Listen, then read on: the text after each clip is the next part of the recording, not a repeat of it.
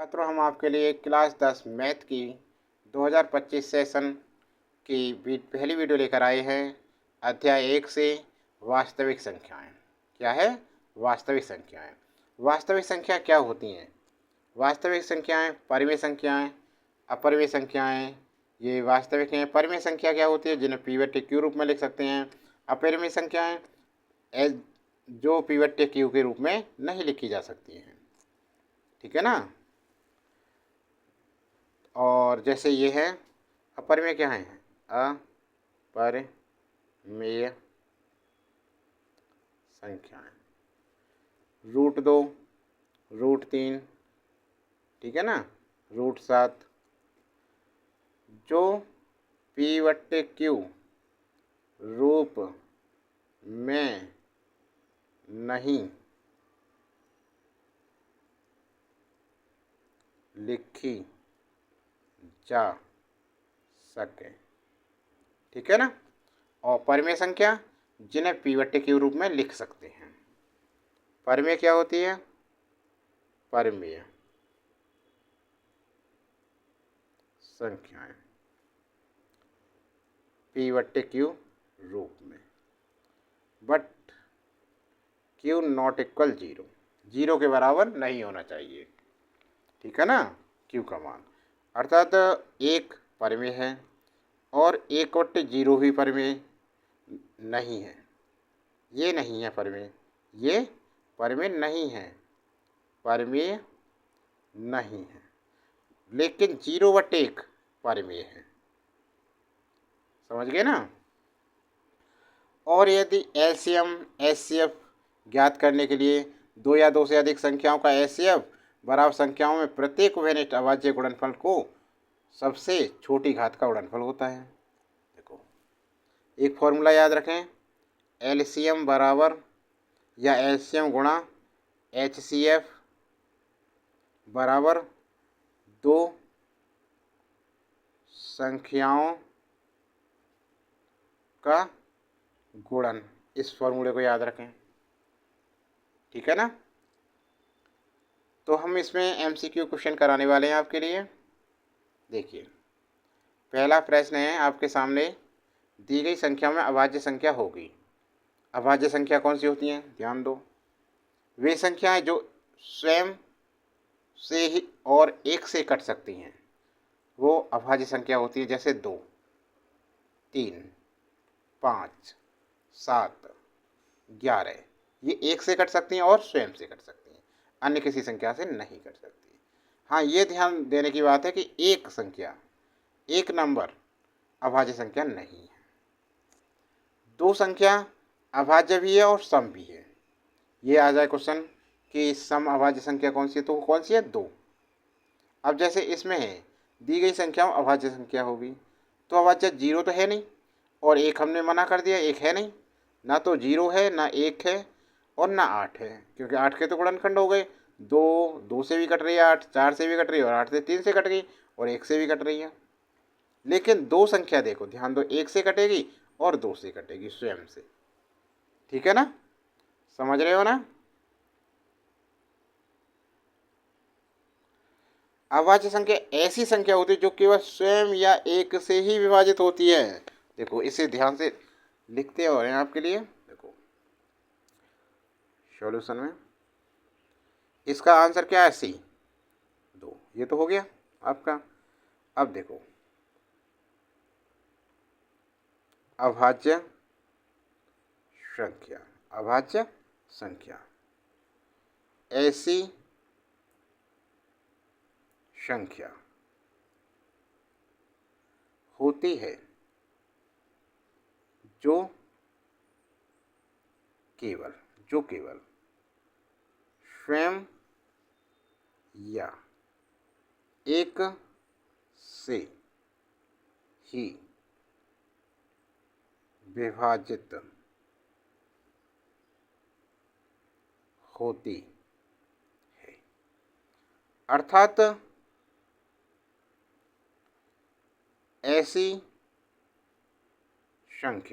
ऐसी संख्या जिसके गुणांक केवल एक और स्वयं हो। यहाँ 8 के एक और स्वयं के अतिरिक्त 2 और 4 के भी गुणनक हैं। 8 के ये बताया हमने, 2 के नहीं है, ठीक है ना। प्रत्येक अभाज्य संख्या 1 से बड़ी होती है, ये भी ध्यान रखें, नोट। प्रत्येक अभाज्य संख्या 1 से बड़ी होती है। 0 अभाज्य संख्या इसलिए नहीं है, ठीक है ना, समझ में आ गया। तो आंसर हमारा क्या बनेगा इसमें, विकल्प सी 2। अगला प्रश्न देखिए, संख्या 144 के अभाज्य गुणनखंड में अभाज्य गुणनखंडों की घातों का योग है 3, 4, 5, 6, 7। कैसे करेंगे इसे, देखो, संख्या 144 के अभाज्य गुणनखंड, तो सबसे पहले 144 के गुणनखंड करते हैं। चलो यहाँ करके दिखाते हैं।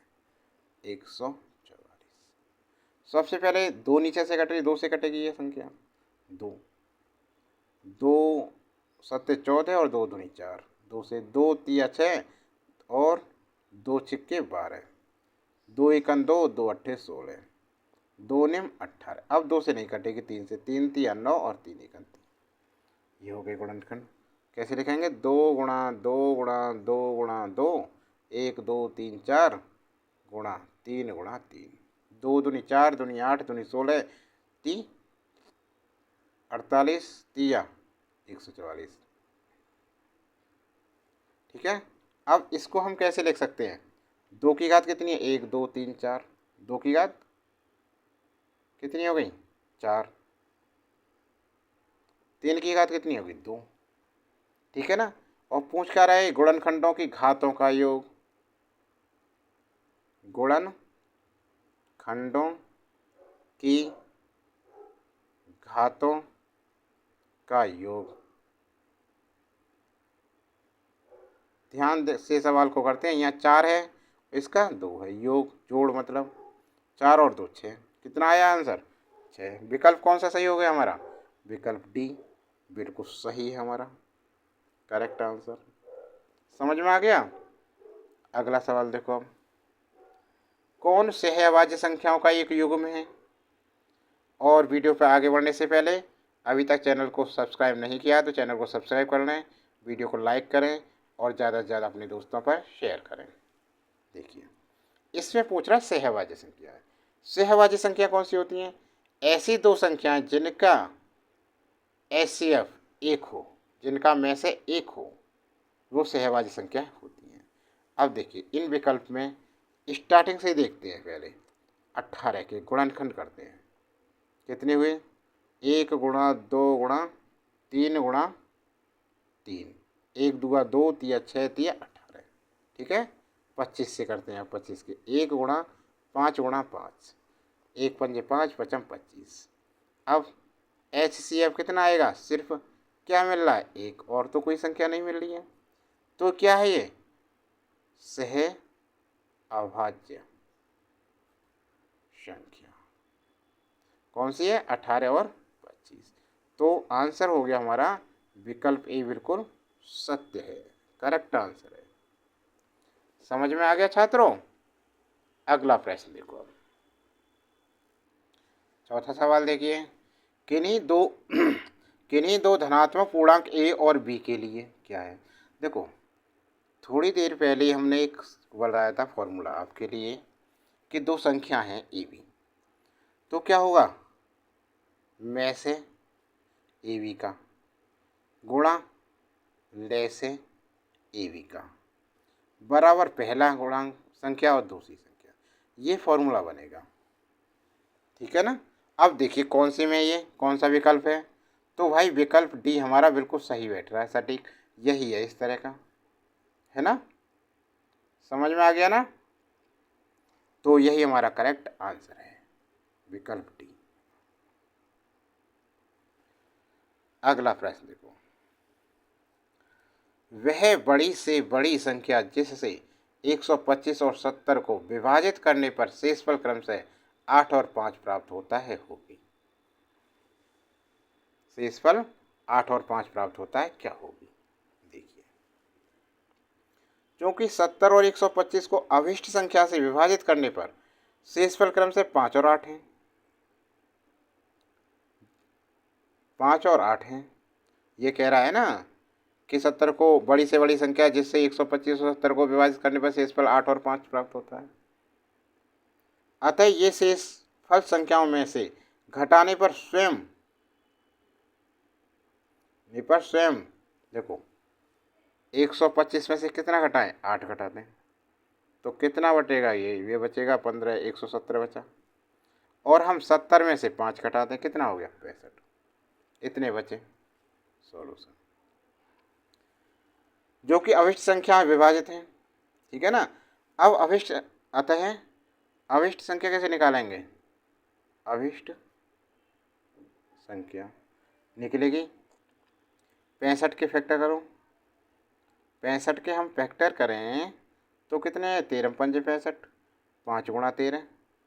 और 117 के फैक्टर करें तो 3 3 9, 13 निम्मा 117 होते हैं 13, ठीक है ना। HCF कितना आएगा? ये संख्या मिल रही है 13 दोनों में, तो 13 से दोनों कटेंगे, ठीक है ना।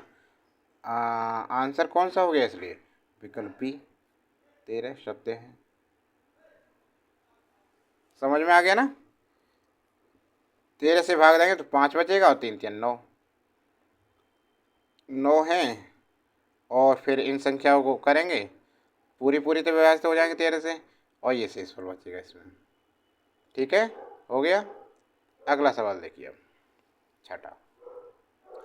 दिया है में से 99 और 153 का 9 और ले से 99 और 153 क्या होगा? देखिए फॉर्मूला क्या होता है? ले से गुणा में से। कई बार अब तो याद हो गया होगा फॉर्मूला भाई। पहला पद गुणा दूसरा पद, ठीक है ना। अब पूछ रहा है ले से, तो ले से बड़ा पहला पद कितना? 99 गुणा 153 दूसरा पद, और इनका क्या है? ये में से नीचे आ जाएगा 9 से कितना? 99, 11 बार कट गया, 11 निम्मा 99, 11 गुणा 153 गुणा करो 11 तिया 33, 3 बचे, 11 पंजे 55 और 3 58, 5 बचे, 11 और 5 16, 1683 आंसर आ गया 1683। तो विकल्प कौन सा सही है हमारा भाई? देखिए जल्दी से ध्यान से, विकल्प डी बिल्कुल सही आंसर है, करेक्ट। समझ में आए सभी सवाल? तो छात्रों वीडियो कैसी लगी? वीडियो अच्छी लगी हो तो लाइक करना, कमेंट बॉक्स में ज़रूर लिखकर बताएं आपको वीडियो कैसी लगी। और अभी तक चैनल को सब्सक्राइब नहीं किया, चैनल को सब्सक्राइब कर लें और ज़्यादा से ज़्यादा अपने दोस्तों में शेयर करें और ज़्यादा से ज़्यादा चैनल को फैलाओ, ठीक है। अन्य वीडियो देखने के लिए हमारी प्लेलिस्ट में जाएं और सभी तरह की वीडियो प्राप्त कर सकते हैं, पूरा सिलेबस A to Z।